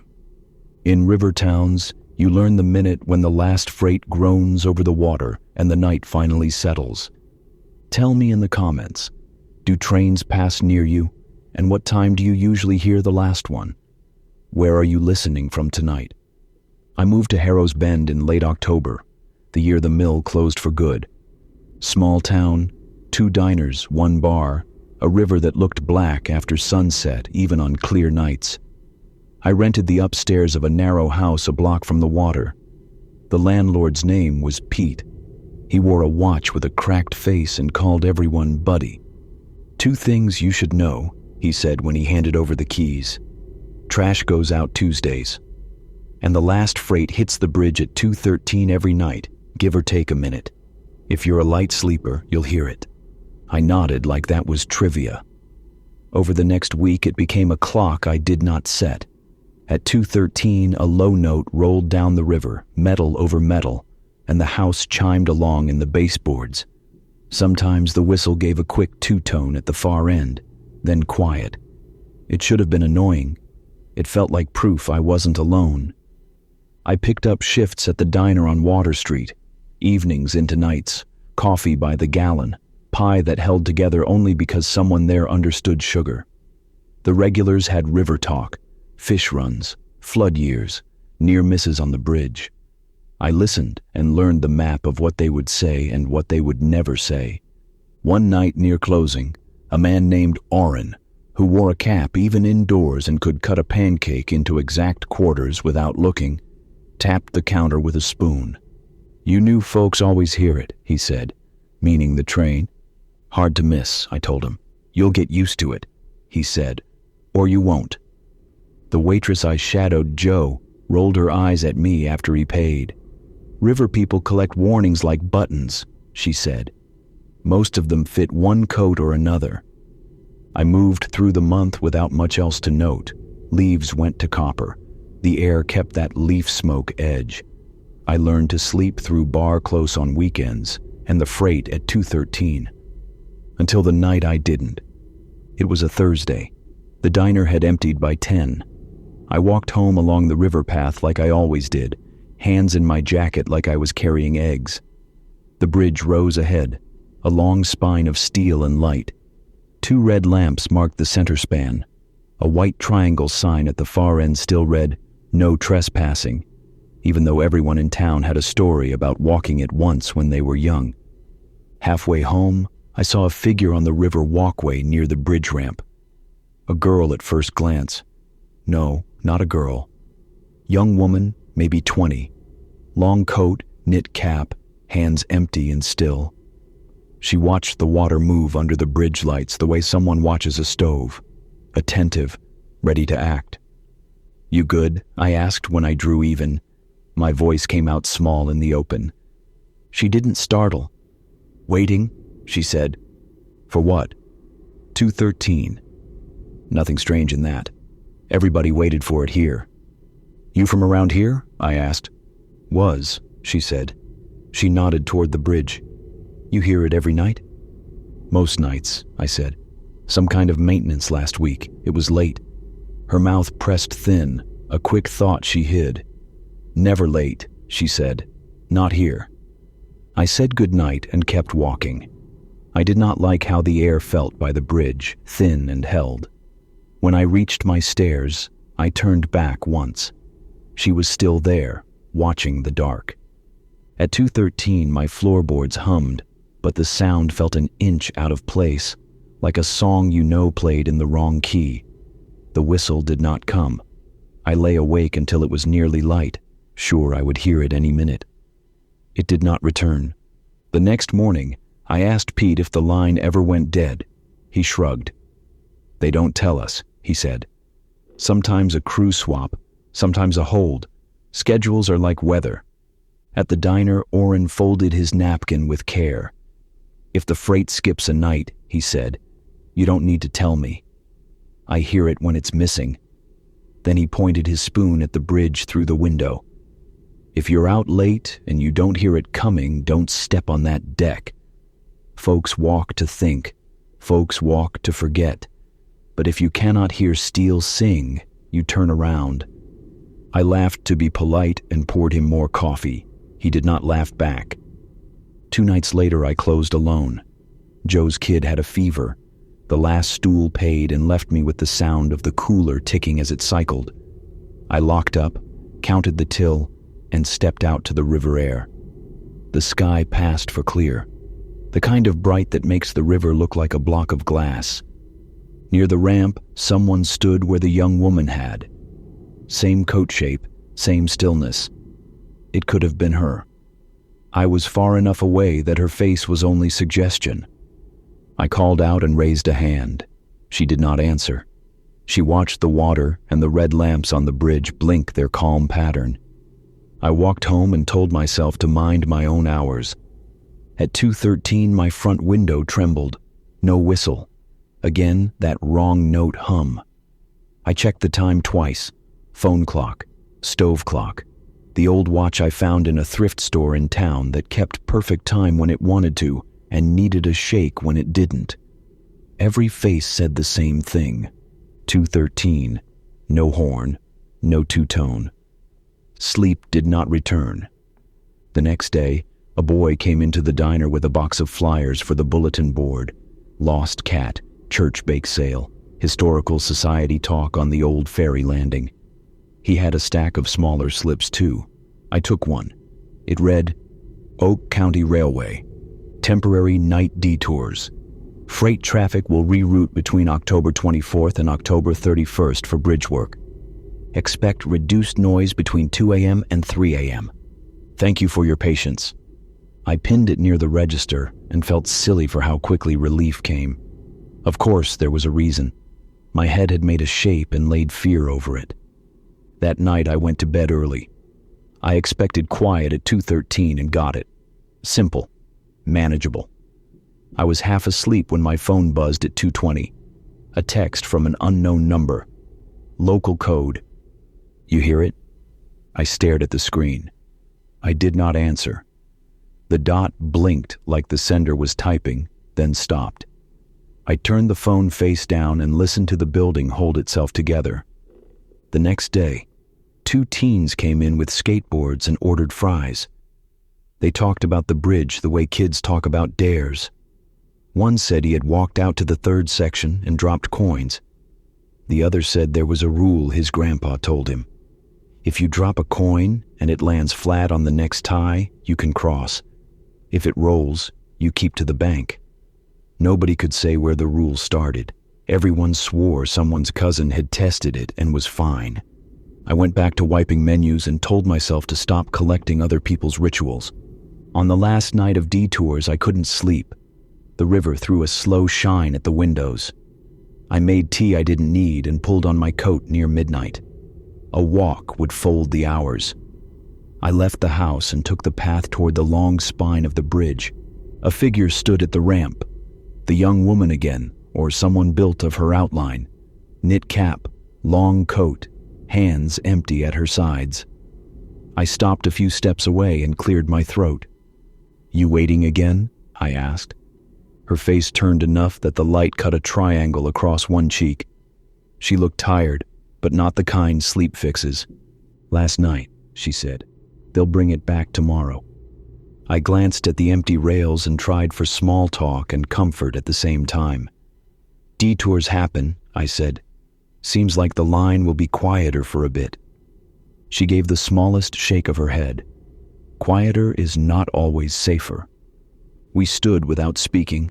The river put its shoulder against the piers. A heron moved near the reeds and made a sound like a zipper under its breath. "You live close?" I asked finally. "Close enough." "You work nights?" "I wait nights," she said. "On this week, anyway." "For what?" I asked, because we had reached the point where avoiding the question would be rude even in a river town. She didn't answer right away. When she did, she spoke without drama. "I walk to the far end when the horn sounds at the bend. If someone is out there and doesn't hear it, I wave. If someone stands too near the rail, I ask for a coin. If it lands flat, they can pass. If it rolls, I take their hand and we step down." The talk landed like a story you hear at a kitchen table at 2 a.m. It had the weight of something that might be true in more than one way. "How many times?" I asked, surprised at my own question. "Enough to keep the number," she said. "Not enough to make me stop." "You a guard?" I said. "Official?" Her mouth tilted. "No badge," she said. "Just October." I wanted to ask who had started it. I wanted to ask why the coin. I wanted to ask if anyone ever argued. Instead, I said, "Do you need help?"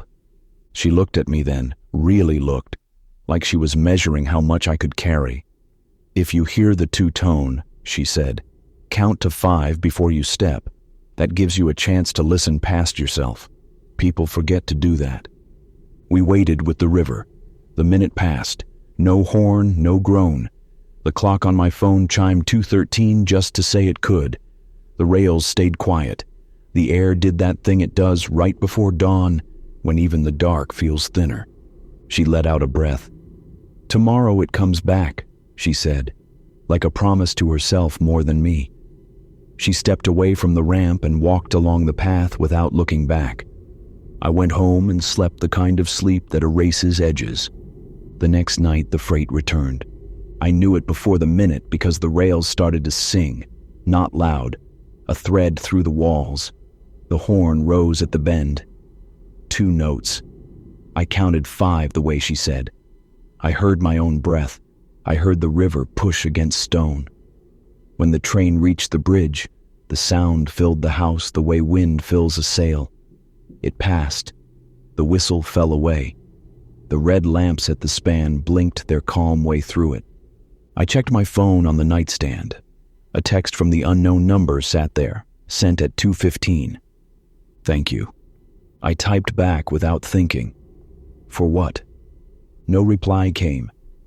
2 days later, a flyer went up at the diner for the Historical Society talk. Old photographs of the bridge. I made the evening and stood in the back. Who doesn't like a story with captions? On the last easel, the presenter said a picture of a group of volunteers in orange vests holding grabbers and buckets. River cleanup 2 Octobers ago. The far right of the frame caught a woman in a knit cap, long coat, hands empty at her sides, looking toward the bridge. The caption read simply, "Harper's Bend Volunteers, Fall Crew." The presenter said the woman had moved to take a call right after the photo, then never came back to the lot. He did not say she never came back to town. He did not need to. That night I went to the ramp at 2:10 because I did not know how not to. The air had that colder bite that tells you the month is ready to turn. I waited with my hands in my pockets and a quarter warm in my palm. I listened for the horn. It came at the bend, true to the minute. A coin clinked near my feet. It wasn't mine? I looked down. A quarter lay on the concrete, flat, heads up, so still it could have been set there by a careful hand. I did not pick it up. I stepped back to let it be what it was. The freight took the bridge, and the river held steady under the weight. When the last car passed, the red lamps blinked their calm, patient blink. If you ever find yourself in Harrow's Bend in late October and you cannot sleep, walk to the ramp just before 2:13. If you hear the horn at the bend, count to 5. If someone waits by the rail with empty hands, ask them if they need a coin or a word. Either one might be enough to change a night. Next time, our anthology closes with a final October story, a house key, a porch light, and a decision that ends the series with kindness over fear. Some houses feel braver in October. A porch light holds its ground, a key waits under a loose brick, and the night keeps its distance if you give it a good reason. Tell me in the comments, do you leave your porch light on after dark, and where are you listening from right now? I moved back to my mother's house the year the maples went early to red. Not for long, I told myself, just until I caught my feet after a layoff. The place sits at the end of a short street, 3 turns off the main road, with a porch that faces a stand of oaks. If you stand at the rail at night, you hear the creak before you see it, a steady hush that smooths out whatever the day did to you. Mom winters with my aunt now, so I had the house to myself. I patch things when I stay, recaulk a window, bleed a radiator, oil a stubborn hinge. I keep the porch light working because she asks me in every call. "Bulb good?" she says. I tell her yes even when it isn't, then change it that evening so the yes stays true. The 1st of October felt like a clean page. I stacked wood, set a new CO detector in the hall, and wrote a list that said small things like replace doormat and big things like get your life together. After sunset, the street tucked into its quiet. A dog 2 houses over gave one short bark and thought better of it. I made tea and sat on the top step with a blanket over my knees, looking down the dark line of the road just to see who we were this year. At 9:14, the motion light came on across the way at Mrs. Willis's place. She's 80, tiny, and opinionated about trash day. I waited for her silhouette to cross the blind like it always does when she checks her lock. Nothing moved. The light timed out and clicked off. At 9:27, it came on again. I walked over. Her front walk crunches like old toast. I rang the bell with a soft touch so I wouldn't startle her. She opened fast, like she had been waiting right there. Cardigan buttoned crooked, lipstick a little to the left. "Evening," I said. "Your light keeps waking up." She blinked, then smiled. "Squirrels think they own the block." "Need anything?" She tipped her head. "Ask me again in 5 minutes if the light comes on." Then she looked past my shoulder to the oaks. "Smells like rain," she said, though the sky was clear. "I can tell by my fingers." "Mine tell me when I forgot gloves," I said. That earned a real laugh. I checked her latch from habit, then stepped off the porch. As I turned, I felt that prickle you get when someone is looking past you. I glanced back. She wasn't watching the oaks anymore. She was watching my porch. "You have a bowl out?" she asked. "For what?" "Second step," she said. "Looks like a bowl." "It's the old planter," I said. "I use it to prop the door." She nodded, like that answer mattered. "Good," she said. "Bowl means welcome. People forget." We said our good nights. I went home, shook my head at myself for adopting other people's customs, and made a mental note to fix her crooked button in the morning without making her feel fussed over. At 10:11, I heard a soft knock. Not on my door. The sound came from the side of the house, near the mudroom. 2 taps. A pause. 2 more. I set my mug down and listened. 2 meant check the seals first. An odd rule to carry from a motel off Route 19, but October collects small rules, and you keep the ones that help. I went to the mudroom, sniffed near the old gas dryer, checked the valve, then the window latch. tight, steady. No smell but clean dust. When I came back to the front, a small shape sat on the porch rail. Twine knotted into a little person with arms like sticks. A red thread tied around the middle. Not a ribbon. A strip of cloth, narrow and neat. It was damp at one end like it had been out in grass. I picked it up and turned it in my hand. Cold string.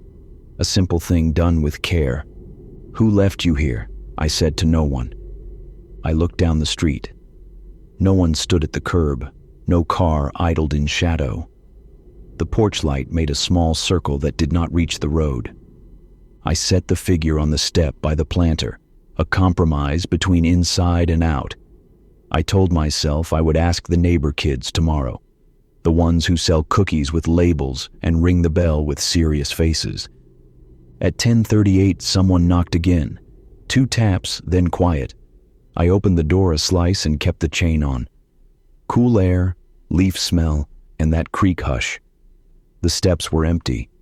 The planter sat where it always does, looking like a bowl if you are standing the right way and wanting it to be one. The twine figure had shifted, as if a hand had moved it and put it back wrong. Its head leaned. The red strip caught the light. I knew what fear wanted me to do. Close, lock, wait for morning. But October is a season that rewards the better choice if you make it. Kindness first. Caution does not mind if it goes second. I turned the chain, opened the door wide, and sat on the top step with my hands visible. "Hey," I said, the way you talk to a stray dog so it knows you're not trying to corner it. "You can sit with me if you want. I've got tea inside, or a blanket."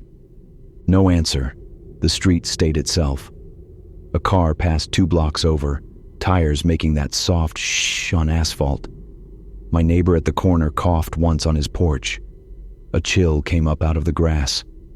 I waited long enough to feel silly, and then a little proud for waiting anyway. I went in and wrote a quick note on the back of a grocery list. "If you are cold, knock 3 times. I'll leave the porch light on. The bowl is for you." I put the note under the planter so the corner stuck out, where a person's eye would land. At 11:12, I heard the latch at Mrs. Willis's place click. I looked out and saw her blind lift an inch, then fall. It felt like we had both agreed to keep watch without saying it. At 12:13, the fridge kicked on, a small thrum. I smiled because my brain now makes room for that minute to mean something. I checked the front lock and the back and the hall CO detector that glowed a steady green.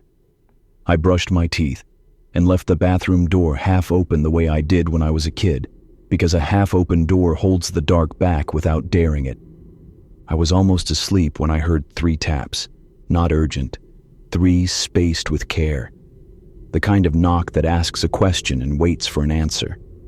I took the blanket from the couch and a second mug. I opened the door.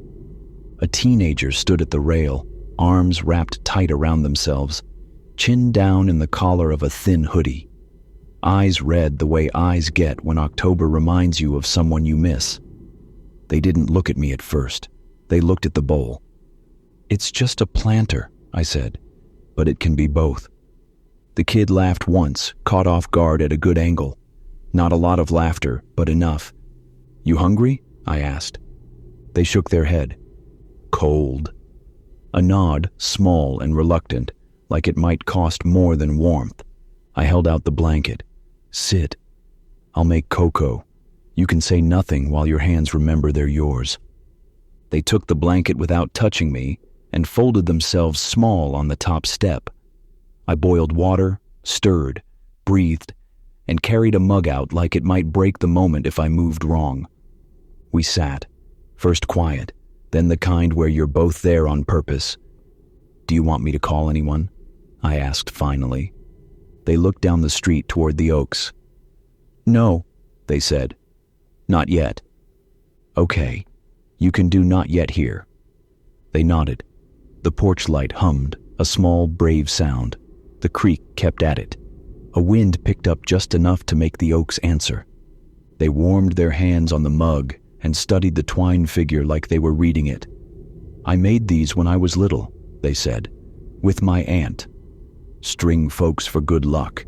She tied red and said it meant safe travel. Good rule, I said. They hesitated. Can I put it back the right way? Please. They set the twine figure upright by the bowl and tightened the red strip gently, like they were fixing a scarf for a small person on their way to school. We sat a while longer. No names, just warmth and a shared porch, and the promise that 3 taps buys a seat if you need it. When their shoulders loosened, I asked if they wanted a ride anywhere. They shook their head. I'll walk, they said. Want the blanket for the way? I'll bring it back. It can live here too, I said. You can sit any night and not talk any time. They stood, tucking their hands into the hoodie pocket. You heard 2 first, right? They asked.